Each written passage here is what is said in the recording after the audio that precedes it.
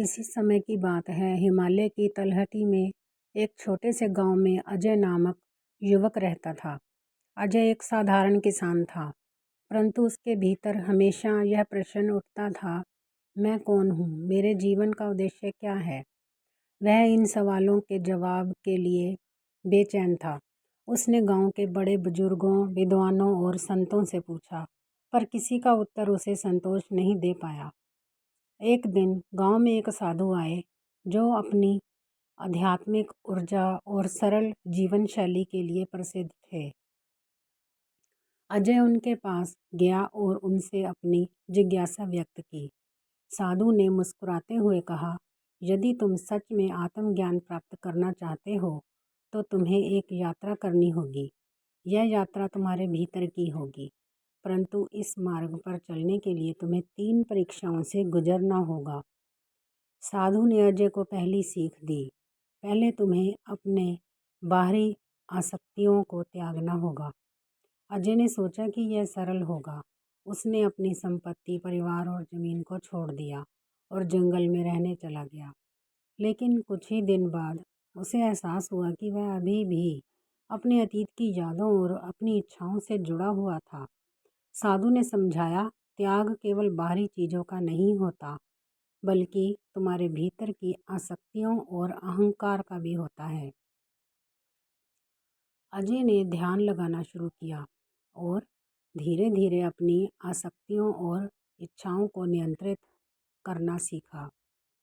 यह पहला कदम कठिन था, लेकिन उसने यह परीक्षा पार कर ली। साधु ने अजय को दूसरी परीक्षा के लिए तैयार किया। उन्होंने कहा, इस बार तुम्हें धैर्य और आत्म अनुशासन की परीक्षा देनी होगी। जीवन में कई बार परिस्थितियां तुम्हारे नियंत्रण में नहीं होंगी। आत्मज्ञान तक पहुंचने के लिए तुम्हें शांत रहना होगा। अजय ने ध्यान और साधना करना शुरू किया। एक दिन जब वह गहरी साधना में था तो एक भूखा शेर उसकी ओर बढ़ा। अजय ने अपनी जगह छोड़ी नहीं। वह पूरी तरह शांत और निसंपन्न बैठा रहा। शेर उसे घूरता रहा पर हमला नहीं किया और वहां से चला गया। साधु ने कहा, धैर्य का अर्थ है भय और असहजता से मुक्त होना। जब तुम भीतर से शांत हो जाते हो तो बाहरी विक्षेप तुम्हारा कुछ नहीं बिगाड़ सकते। अंतिम परीक्षा सबसे कठिन थी। साधु ने अजय से कहा, अब तुम्हें अपने सबसे बड़े भय का सामना करना होगा। तुम्हें अपने भीतर की कमजोरी, क्रोध और अज्ञानता को पहचानना होगा। अजय ने एक गुफा में प्रवेश किया। जहां उसने ध्यान करना शुरू किया, वहां उसे अपने जीवन के सबसे भयावह अनुभव याद आने लगे। उसे अपने भीतर छिपे लालच, ईर्ष्या और अन्य नकारात्मक भाव दिखने लगे। वह डर गया और बाहर भागना चाहा, लेकिन साधु की बात याद कर रुक गया।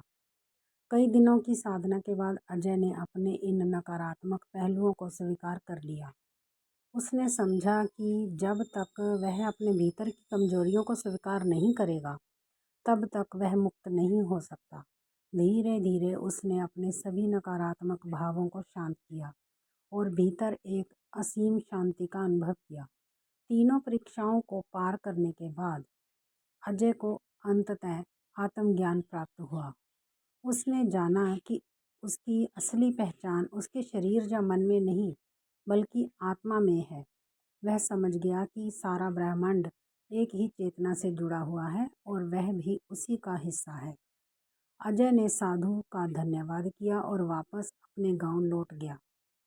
अब वह पहले जैसा साधारण किसान था, पर अब उसकी दृष्टि बदल चुकी थी। वह हर व्यक्ति और हर वस्तु में ईश्वर का अंश देखता था।